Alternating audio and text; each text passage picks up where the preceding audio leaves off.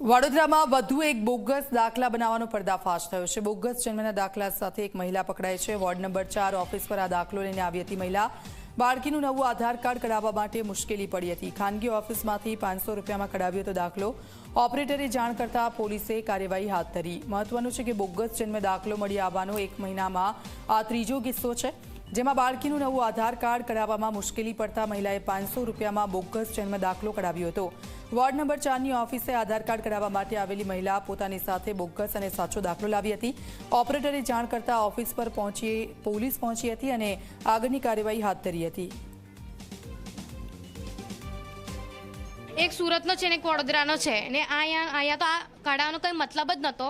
આ તો એમ કઢાયો કે એમ કીધું કે બર્થ સર્ટિફિકેટ આધાર કાર્ડમાં તમારું નામ બરાબર નહીં આવે, આ દાખલા તમારું આધાર કાર્ડ નહીં નીકળે, એના કારણે બીજો દાખલો કઢાવવો પડશે, એટલે અમે બીજો દાખલો કઢાયો। સરકારી ઓફિસમાંથી કઢાયો કે પ્રાઇવેટ ઓફિસમાંથી? પ્રાઇવેટ ઓફિસમાંથી કઢાયો, સરકારીમાંથી નથી કઢાયો। તો તમે ક્યાં રહો છો વડોદરામાં? મહાકાળીવાડાના મકાનમાં।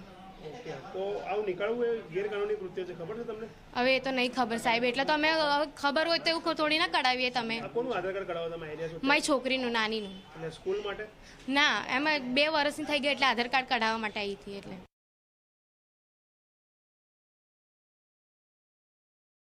પ્રાથમિક દ્રષ્ટિએ જ અમને ખ્યાલ આવી ગયો હતો કે બર્થ સર્ટિફિકેટ ફ્રોડ છે, કારણ કે ગવર્મેન્ટનું આખું ફોર્મેટ અલગ હોય છે અને એની અંદર જ્યાં સ્કેન કર્યું તો વેબસાઇટ નોટ ફાઉન્ડ આવી ગયું, એટલે એ પણ કન્ફર્મ થઈ ગયું। ઇવન સુરત કોર્પોરેશન તરફથી કન્ફર્મ થઈ ગયું। તો આ જે છે એ ટોટલ ફ્રોડ બર્થ સર્ટિફિકેટ હોવાના લીધે પછી અમારે ના છૂટકે કઈ કે લોભી હતા સુતારા ભૂખે ના મરે। આ શા માટે પ્રાઇવેટમાં જઈને પૈસા 500 રૂપિયા કે છે, એમના હસબન્ડે વાત કરી ઓપરેટર સાથે 500 રૂપિયા કરી, શું કામ તમે આવું કરો છો? તમે જે જગ્યાએ જન્મ થયો ત્યાં અરજી આપી દો, તમારે આખું નામ કરવા માટે ખાલી અરજી જ આપવાની છે। અરજી આપ્યા પછી એ લોકો સુધારીને તમને મોકલી આપતા હોય છે। પણ લોકો સહેલાઈથી નથી સુધરશે એટલા માટે ખોટો રસ્તો પસંદ કરી રહ્યા છે। સહેલાઈથી સુધરી જ જાય છે, ખાલી પોતાનું એક શોર્ટકટ અપનાવવાની જે વૃત્તિ છે એના દુષ્પરિણામ સ્વરૂપે જે ખોટા ડોક્યુમેન્ટ રજૂ કરે છે પબ્લિકને અત્યારે આરોપી તરીકે રજૂ થવાનો વારો આવે છે।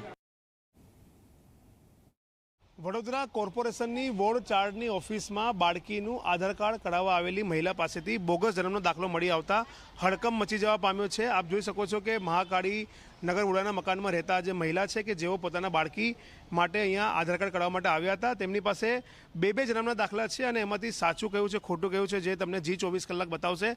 આપ જે આ પહેલું જન્મનો દાખલો જે જોઈ રહ્યા છો તે સુરત મહાનગરપાલિકા દ્વારા કાઢી આપવામાં આવનાર જન્મનો દાખલો છે કે જે સાચો જન્મનો દાખલો છે અને જે ખોટો જન્મનો દાખલો કાઢવામાં આવ્યો છે તે આ ખોટો જન્મનો દાખલો હું તમને બતાવીશ કે જેમાં વડોદરાની એક ખાનગી ઓફિસમાંથી 500 રૂપિયા આપીને આ જન્મનો દાખલો કઢાવવામાં આવ્યો છે અને જેમાં તમામ સુરત મહાનગરપાલિકાના લેટર પેડનો ઉપયોગ કરીને વિગતો લખવામાં આવી છે। એટલે ક્યાંક ને કહી શકાય કે આ ખોટો જન્મનો દાખલો જે છે તે પકડાયો છે અને જે મહિલા જે લઈને આવ્યા છે તે અહીંયા બેઠા છે અને જે રીતના વાત કરવામાં આવે તો પોલીસ બોલાવી છે આધાર કાર્ડ ઓપરેટર દ્વારા અને પોલીસ બોલાવીને વધુ કાર્યવાહી જે છે તે હાથ ધરવામાં આવી છે। આ જે મહિલા છે તેમનું કહેવું છે કે આધાર કાર્ડમાં જે બાળકીનું બનાવવાનું હતું તે આધાર કાર્ડમાં સુધારો કરવા માટે અનેક મુશ્કેલીઓ પડી, અનેક વખત તેમને ધક્કા ખાધા અને છેવટે તેમને જે ખાનગી વ્યક્તિ પાસેથી આ બોગસ જન્મનો દાખલો બનાવવાની ફરજ પડી છે।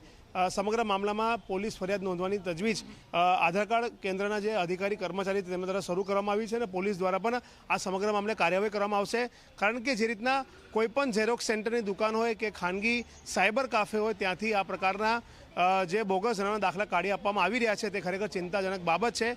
છેલ્લા 1 મહિનામાં 3 જેટલા કિસ્સા સામે આવ્યા છે, જેમાં 3માં પોલીસ ફરિયાદ કરવામાં આવી છે અને વધુ એક આ કિસ્સો સામે આવતા ચોક્કસથી કહી શકાય કે આવા કેટલા બોગસના જન્મ દાખલા સાથે લોકો ફરી રહ્યા છે તે તપાસનો વિષય છે અને ચોક્કસથી પોલીસ અને કોર્પોરેશન વિભાગ જો સંયુક્ત રીતે તપાસ કરે તો મોટો ભાંડો પણ ફૂટી શકે છે।